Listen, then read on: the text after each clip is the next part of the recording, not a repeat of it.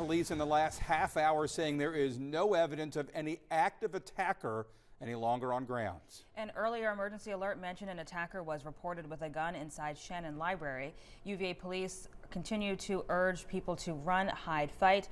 Another alert said academic buildings on grounds are access control only. Information is still coming into our newsroom, and we'll keep you up to date on air and online with the very latest.